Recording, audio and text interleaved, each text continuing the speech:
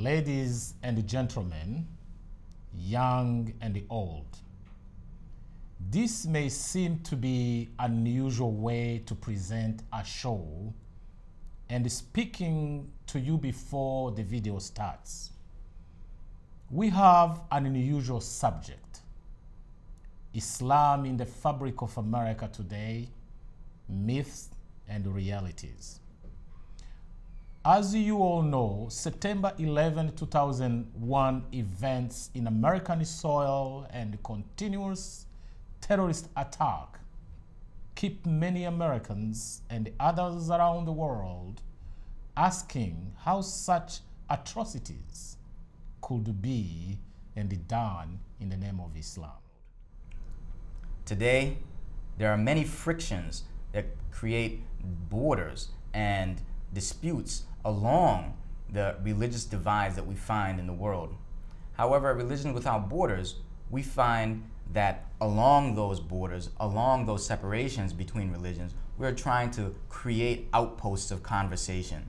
Conversations that bring people together in community and communion, attempting to create understanding between people rather than opposition and dispute. It's our hope that these small grassroots efforts can be multiplied throughout America and indeed throughout the world in order to eliminate the kinds of violence and the kinds of oppressions that we see continually in 21st century society. The theme of this video is to distinguish conspiracy theories, myth, and realities. Our intention is neither to create a video material nor to be advocates of a religion of Islam. Our intention is to be worthy of divine revelation revealed 610 AD in a place called Mecca, a modern city in Saudi Arabia today. The programming you're about to see represents a small effort made by our organization, Religion Without Borders. In the capital region, the New York Amani Project attempts to bring people together in dialogue about issues concerning religion, and particularly in this case, the place of Islam in American society. The programming has been made possible by a grant from the Council on State Support to Non-Governmental Organizations under the auspices of the President of Azerbaijan. Azerbaijan, like America, is a multi-ethnic, multi-faith country that values pluralism in civil society. Because of its religious diversity, like many countries throughout the world in our globalized era, Azerbaijan attempts to promote the peaceable practice of faith among its peoples and among people throughout the world. The show will take approximately 1 hour. We want you to note that the views expressed in this video are those of the individuals and are not necessarily the opinion of Religions Without Borders, nor of the Council on State Support to Non-Governmental Organizations under the auspices of the President of the Republic of Azerbaijan. Thank you for your attention. We hope you enjoy the program. Welcome to the interior offices of Religions Without Borders and the New York Amani Project. We are a not-for-profit organization with activities and outreach performed predominantly by volunteers under the direction of Project Director Mr. Amminadab.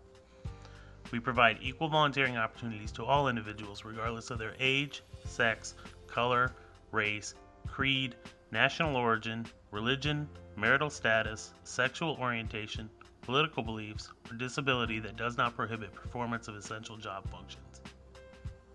All matters relating to volunteering to help the organization are based upon one's ability to perform required duties as well as a desire to assist with the mission and goals of Religions Without Borders.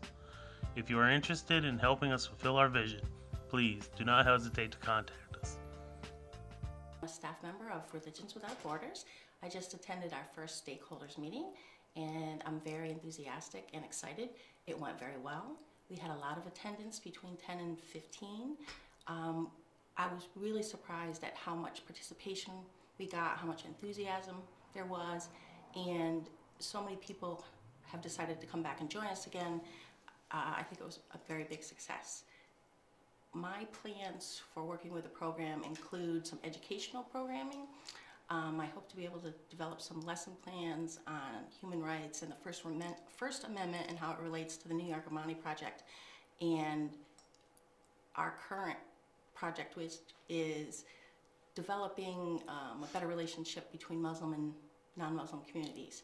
I'm also interested in doing an educational art project where we run a contest in local schools to have students develop posters that show equality between all nationalities and religions and how important that is for us in the United States, especially in support of the First Amendment and where all religions are equal.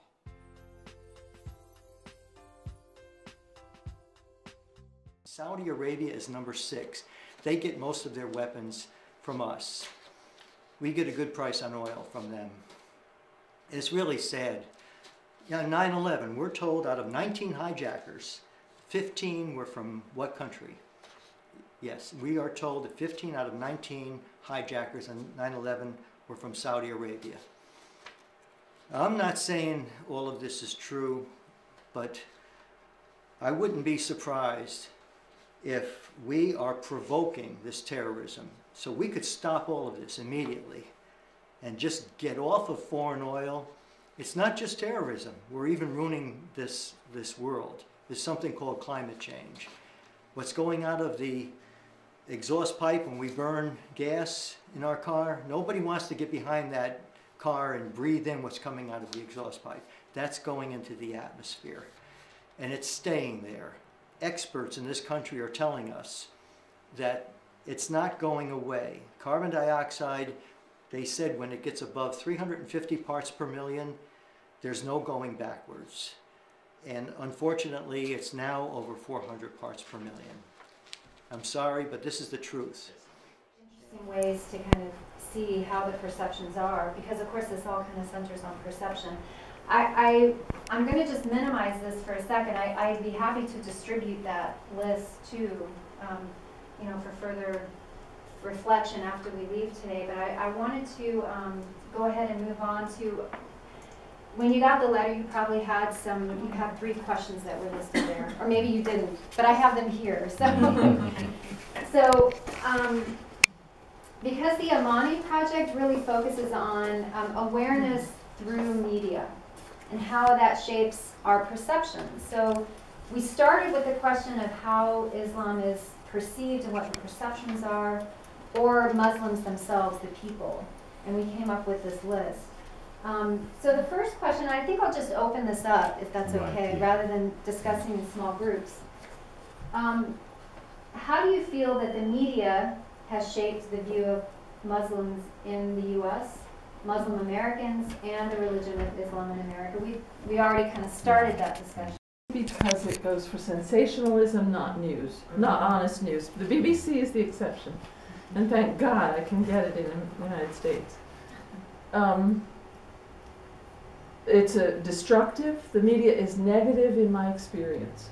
And can it be used for positive? You know, I'm making a blanket statement. I don't see much good in the media. Print, well, is a little better, a little fairer. But anyway, it could be used to share, like the book that I read of these 3 women who have the discussion of their faiths just for the sake of their children. They just want to bring out the positive, but they find they really have struggles in understanding each other's religion and customs, traditions. The good that the media could be used for, maybe making films, maybe showing discussions like this where people are open, which was a word that has come up, you know, and begin to really listen with our hearts and respect. It could be good, but I don't see much good yet. You had a comment too? Yeah, I was thinking about media as I was thinking about coming here, and the positive that media can do, if we look at how the attitude, the sea change of attitude toward homosexuality has been brought about by television programs that show homosexuals in a friendly, they're just like us way. I mean sitcoms, right? Sitcoms, I do mean sitcoms. Dramas. Yes, dramas and sitcoms. That's right. Has shown us, has gotten us used to people that people would have shunned before. We feel like we know people on television. So, yeah, that's interesting. The fictionalized versus the kind of media news, which is supposedly nonfiction. Yes, and we don't see Muslim characters in television shows like that. Except as In a friendly way, except terrorists. as That's terrorists. right. Yeah. Yeah. Sensational. Yeah. interesting. Mom had a point, or a couple days ago about, okay. Let's hear it. She was saying, lots of mom notes and lots of mom. Okay, I don't think they've necessarily misrepresented Islamic terrorists, but what they haven't done is shown you the opposite side of the contributions that they do make. Yeah, that's Okay. right. The only thing we give you is this sensation. And this is what I was saying to her. I said, it doesn't matter if it's something salacious, like, and we were talking about, what was that blonde bombshell that overdosed and had a little kid, whatever the heck her name was, and they were fighting over who the father or who was going to get the kid a few years ago. Okay. I mean, you heard about that ad nauseum for, it seemed like months, because that was sensational. Okay, and that's pretty much what we get in the news. We get very little of the good things or anything nice that happens. CBS Steve Hartman once a week gives you a nice little story, but basically that's what you get. I think that's a good point that she's got. With, if you can think about some of it in terms of getting some of it into, of course, who knows whether or not the media would accept that. Isn't there something on television now, is it Amish, or there's something? Yeah. Reality show. I haven't Reality seen it, a reality show, okay. Time and approach. I mean, if we're looking at what perceptions are, and we're looking at how the media portrays those perceptions, and we're kind of like engaging in criticism of those perceptions as being wrong, being misplaced. I'm a fairly well-educated guy. I'm an attorney, and I was deputy commissioner in the state education department for many, many years. And at this point, looking at Islam and the Islamic communities in the United States, and I think it goes to what the charges. I mean, if Religions Without Borders is trying to address the perceptions and correct the perceptions, I must tell you that I don't know. I don't know the degree of violence. I don't know how much of the Islamic world insists on a particular lifestyle and punishes those who are not true believers. I don't know whether the Kurds practice, they were more liberal than ISIS and some other groups. People, we want the information. The audience is there. It's just the media is sort of messed up. We have to create the content, because that is the major part that's missing. The media's not going to sit there and create the content for you. Their job is to report what's happening. I might also just suggest that, and maybe this ties back into another perception. I think one maybe misperception that a lot of Americans have, or one thing that I know that I hear a lot, is frustration that, well, how come there's not more people like you saying, our religion, and not just, Islam is not violent and it's peaceful, but why aren't they saying it themselves? Like, why aren't they speaking, my religion is not violent? And I think maybe we're not seeing enough of that in the media. I mean, I think there are reports of that more now. I think that's a very, very good point. So we actually have to speak out and tell everyone that this is completely different. So I think it's not acceptable if we just choose not to speak out because we think, oh, this is not right. Because everyone has the notion of like Islam is pretty uniform around the world, which is of course wrong, but we have to speak out. Because we do try to get the goods out of that. Like if we see something good happening in a Muslim country, we'll be like, oh, they're Muslims, right? But if there is something bad, it's like it's our responsibility to like speak out, and that's where a lot of the Muslims like we do not accept what is happening, like the wrong things happening in the Muslim country. We do not speak out enough against them. Ready to acknowledge that. We're not even ready to acknowledge that like a lot of the Muslim terrorist organizations have been funded by Muslim countries. Like they've been the ones who created them. Yes, there's been a huge role, like US has been playing their games in there, but like we don't accept that like the Muslims have like the major like contribution to creating them.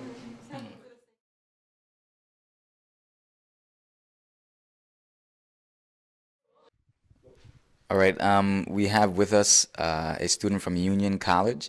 Could you please introduce yourself for us? Sure. Hello, everyone. My name is Charmaine. I'm a sophomore at Union College, and I identify as Muslim. And after today's forum, we wanted to ask you a few questions about your beliefs and your faith as a Muslim. And could you please tell us something perhaps which you would consider unique about the experience of being a Muslim? Uniqueness. Well, I think that for me, being Muslim translates to all different aspects of life. I view it as not something that I just take like a part of my life from. One of the things that I think is really unique about being a Muslim is how encouraged you are to keep this philosophy that like your faith in God translates to your every action, your daily life. So much of being a Muslim is about how you act from day to day, and that's something I really value. My interactions with other people, my willingness to learn and grow, that discipline and that sense of goodness and belief, that's something I think is really interesting about Islam. So, as we understand it, there are several different, perhaps, forms or practices of Islam. Do you think you could tell us a little bit about the particular practice of your faith and why you've chosen to sort of choose this particular path? Sure. To be honest, I'm actually not sure how to answer that question in terms of what group I identify with. So I consider myself a practicing Muslim. I'm pretty moderate, but obviously very practicing. I wear the scarf. In terms of who I identify with other Muslims that also moderately practice, so I'm careful about what I eat. I eat only halal food. I wear the scarf because modesty is important to me. I'm Sunni Muslim, but to me, like, those denominations of Islam matter less than the spirituality behind my faith. So that's what I take from it. Okay, thank you.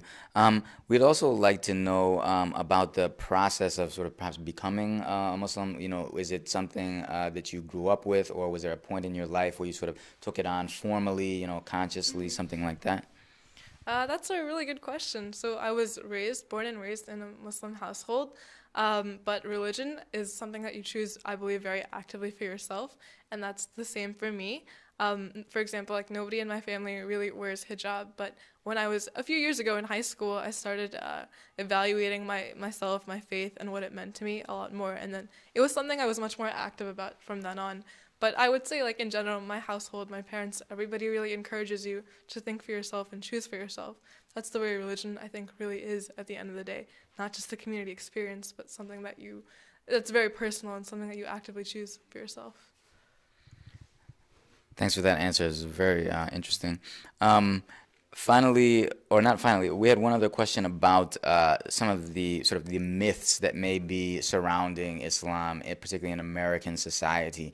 Are there certain ones that you sort of are particularly aware of, and is there a way that you might sort of respond to one of those myths or misperceptions with a kind of reality as you know it? Yeah, I would say that living here does expose you to a few misconceptions about Islam. One thing I noticed is that whenever people talk about Islam, especially in the West, it's always about like two things, either like political affiliation or like political events, or it's this notion of hijab and modesty. For some reason, like people like to reduce this idea of practicing believing Muslim women to people who simply veil, and that's not the case. There are so many women who like do practice Islam, but the veil doesn't mean as much to them, or it means something else to them. I would say like that's a misconception that religious women wear the hijab, because there are so many that don't, and the ones that do, that's another misconception that they're somehow more backwards or more ignorant, or they're being forced to wear it. Hijab, like other aspects of religion, is something you really choose for yourself. So that's one that I would talk about. And then finally, if there's perhaps a small or brief statement that you would want to sort of share with your sort of fellow Americans, about Islam, what would that be? Well, rather than Islam, I'll talk to you about Muslims, I guess. I really believe in the value of a personal story, and living in the West, I think that Muslims or minorities or anybody really, they're held accountable to more than their own standards, what people perceive as standards for like their religion or groups that they affiliate with. And so I encourage people to seek diversity and to always question and be critical of what you find. I think it's so important to answer and ask questions because it tells you a lot about yourself and more about other people. In terms of what else to take away, I really do think the value of a personal story is incredible because so much of religion, so much of culture, it rests on truly human beings. And when you have a personal story, it changes your outlook on so many things and it changes your outlook on an issue. I would, I guess, just remind people to be human and remember that everybody else is human too. Great. Thank you so much for spending some time with us. Appreciate it. Thanks. Okay, we're here with a student from Union College. Could you please introduce yourself to us, please? Yeah, my name is Arsul. I'm actually from Pakistan. I moved to the U.S. to complete my bachelor's a couple of years ago. I've been here for 2 years now. I am a junior at Union College, and I identify myself as a Muslim. Could you tell us a little bit about your particular experience of being a Muslim? Yeah, so for me, as I mentioned, I was grown up in Pakistan, and I was brought up in Pakistan. So one of the main things that I think are very important being a Muslim is whatever decision I do in my life or whatever step I take, it's usually I want to find some sort of some sort of reason from Islam to do that, and I want to make sure that they're in light of Islam. At the same time, I think a lot of the things, while I'm comparing that to Islam and what Islam tells me to do, I want to make sure that they're also along with the main humanitarian beliefs that I've grown up with and the academics I've grown up with. Interesting. Could you also tell us a little bit about perhaps the tradition, the particular tradition of Islam from which you come, the group, and why you would tend to sort of identify yourself within a particular group in Islam? So yeah, as you know, there are a lot of sects within the religion of Islam. Now, I do not really identify myself to any one of those sects. I could say I was grown up in a Sunni household, but that's pretty much it. I really call myself a Muslim, and that's it. The major difference between all of these sects is the way you interpret a lot of things from the Quran. So what I do is, for myself, I would read whatever is in there, and I would pick from different sects. So there are a lot of things I do which probably would agree from the Sunni sect, and there are a lot of things I do which disagree with the Sunni sect or would agree from the Shia sect. So I pretty much pick and choose what I think is the best thing that makes the most sense to me. Okay, my name is Adil Fala. I'm the owner of Shams Consulting. What my company does is we help small businesses owned by immigrants coming mainly from the Middle East invest in the area. Our purpose is to help Muslim brothers coming from other countries to establish businesses and make sure they are compliant with all the laws and regulations of the United States and of the state of New York. So we help them from the beginning of the process, from establishing their companies, making sure that they are doing the right or following the right path to run a successful business. Also, after the business is established, we work with them hand in hand on different tax issues and make sure that they are paying taxes as all Americans do.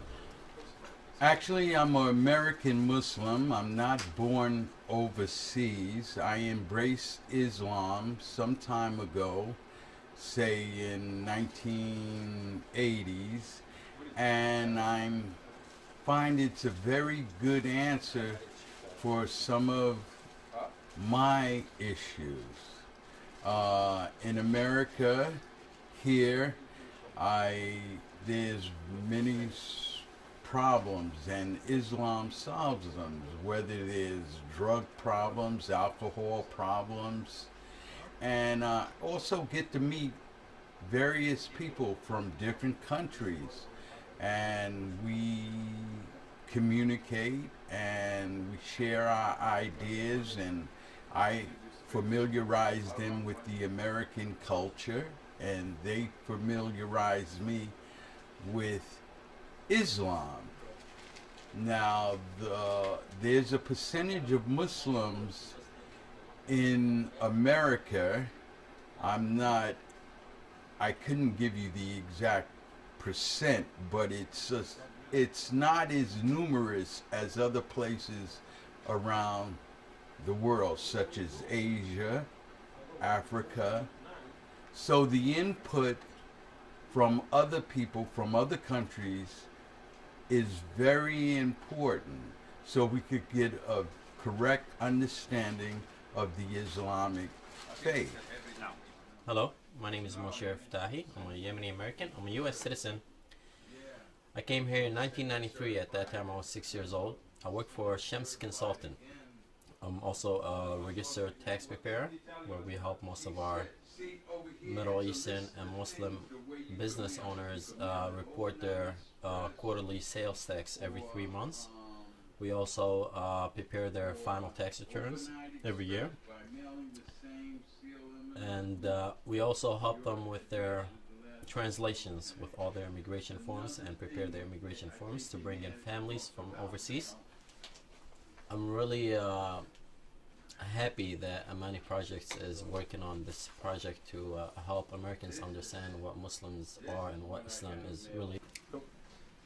I'm really hoping this Amani Project will help a lot of Americans understand more about Islam. And you know, being an Arab with an Arabian looks, after September 11, things have changed dramatically.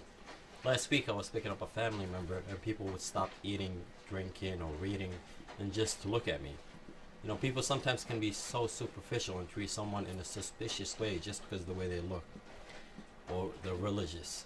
For me, it's funny, but not always. You know, sometimes this bothers me a lot. It's not fair, but that's the way humans think.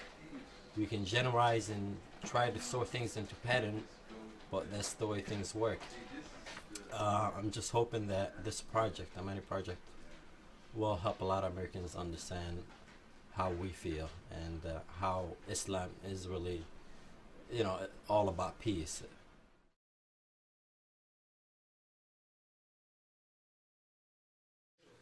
Okay, I guess we're on because we got a red light on. All right. So we're going to be able to edit this. Hello? Hello, my name is David. David what? David Jones. I'm from Portland, Oregon. I'm here as the representative and board member for Religions Without Borders. Well, he's got more title than I do. I'm Jeff Beller, and I'm here with Renew the Earth. We were also here with HRAM.org, and he's got a better title than I got. But we're going to be talking about Religion Without Borders. Is that what we're doing here? And we're going to talk about what we did today with the New York Amani Project. What's the New York Amani Project? The New York Amani Project, as you can see right there. That one right there? Yes. It's part of Religions Without Borders. I'm the straight guy now. Yes. Okay, go ahead. And you're the straight guy, and I'm just the spokesperson for the organization. And as you know, we had a dialogue today of 25, 30 people. Right. From all backgrounds and denominations here in the Schenectady, New York area. Right. What do you think came out of that? Well, what came out of that was a group of people, a group of religious people, some religious people, and there was even a lawyer there. I noticed that. And what came out of that is that the community, the communities that these religious communities are sort of fighting with each other, and we're saying, wait a second, why are you beating up on another religion? What's the point of beating up on another religion? So what came out of that is some of these religions are fighting amongst each other, and what came out of that also is even the Catholics fight amongst the Catholics, and they kill people for no reason back in the old days. And the Jews, they get back in the old days, sort of, they got a bad rep. And now the Hindus get a bad rep. So what I got out of that deal was the Buddhists get a bad rap. And the Buddhists get a bad rap. Right. And now who are we beating up now? Because we're beating up on someone else. We call them who are we beating up now? Because they Muslims. Oh, the Muslims. That's right. Right. So we had the reason why I'm trying to be not so serious about this is because this is a really serious problem. And when you look at it in depth, there's some bad Muslims, but there's some bad Jews, there's some bad Christians, there's some bad whatever, you name it, but most humanity, most of human beings are not bad people. They just want the basic... That's it. Now we get to the HREM, Human Renewable Energy Measure. And I want to get to this quickly. But I know, because he wants to make sure this guy's hungry, it's late at night, and he wants to get himself a bite to eat. And we all need education, food, and shelter. If you see what I see, if you know there's something wrong with this society, how many hours do you have to work to get your basic education, food, and shelter? Worldwide, how many hours are you working? And in this country, we got it pretty good. But most people have to work, and think about it.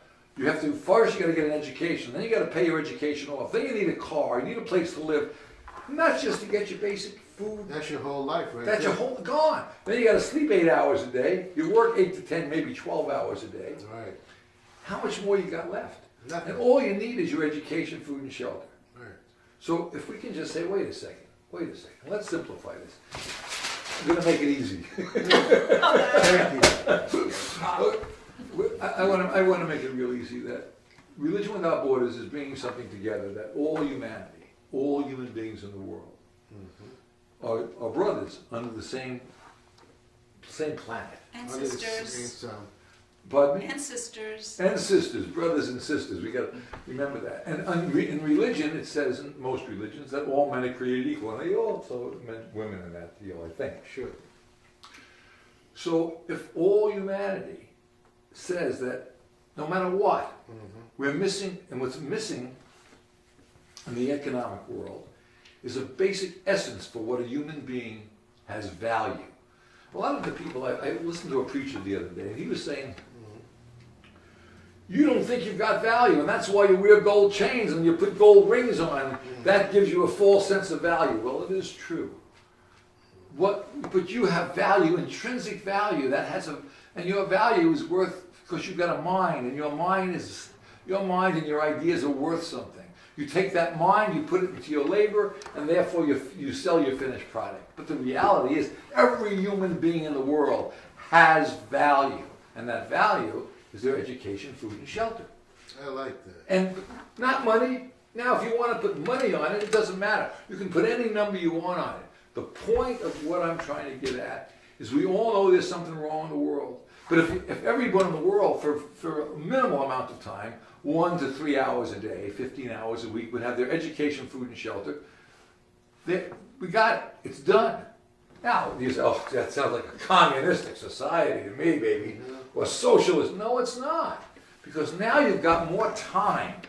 You've got more time. You have another 6 hours if you want to work to get your gold-plated toilet bowl seat, or a new car, or 2 houses. You may be just an ambitious person, but you stop the word greed. Because greed implies that you're working so hard, getting so much, and other people are starving. No, no one starves any longer. And you need ambitious people in this world to make the world go forward. I think that's a good point. We need equity in the world. We hear a lot of talk about equity. You know that word? And everybody... You mean equality or equity? Equity. I like equity. Equity. That means everybody has a stake in this world. Everybody has something to offer. I like equity. Equity is a good thing. Right. Just by the mere fact of being a human being, you have equity, your life has value. And I think what we were talking about today in this New York Amani project about the myths of Islam in America and some of the controversy that brings up is that we've had some bad things happen under the false umbrella of these are religion, and these are Muslims. Those were people who practiced Islam, but they didn't practice Islam like the majority of people. They practiced their own brand, such as what we see now in Syria with this ISIL group. And here we are back in the Middle East, and I think Amminadab and myself, and you too, Jeff, is that we've come to this point where this is ridiculous. It is to continue to scapegoat a group. But the reason why we're scapegoating the group is mainly because a small group of people take advantage of the name of religion, and then they're profiting by it. The profit margin is there in oil and fracking, in chemicals, in drugs. That's the global. That's the global economic problem. But I don't want to focus on the global, problem that we have with states who have interests but not friends. But I just want to focus on what the Amani Project is trying to do. Oh, he's trying to keep it clean. Okay, we're gonna the focus on what's the focus of the Amani Project? The focus of the Amani Project is bringing people together to dispel mythologies and prejudices against the Islamic and Muslim community in America. So if we all understand in this country that all religions are saying the same basic things: love thy brother and thy sister, and do unto others as you would have them do unto you, and understand that. And I don't even think it's between wealth and poverty. I think we just have to eliminate the poverty. I think so. And if we can understand that, if we just have the basic education, food, and shelter for a minimal amount of time, because if you have to spend your whole life, everybody alive has education, food, and shelter. But look how hard they're working for it.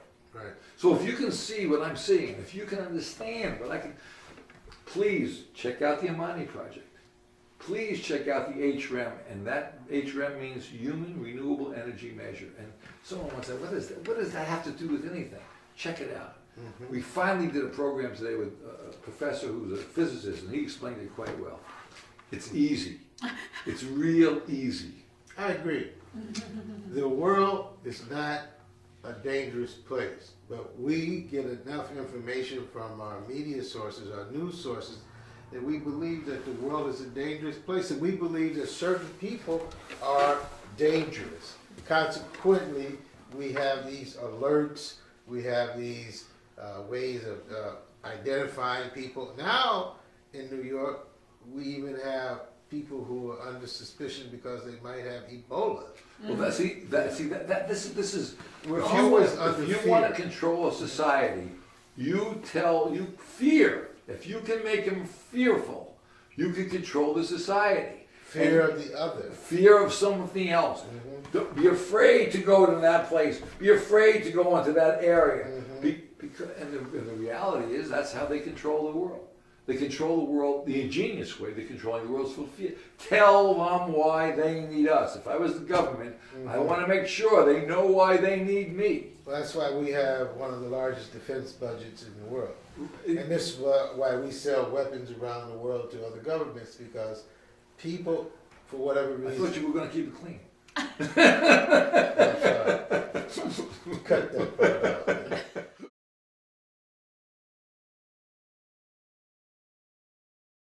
Yeah, I think being in America, we all have a certain type of experience with a mythological Islam, which seems to be sort of primarily coming to us through media that represents Islam as a kind of violent religion or something that is associated with a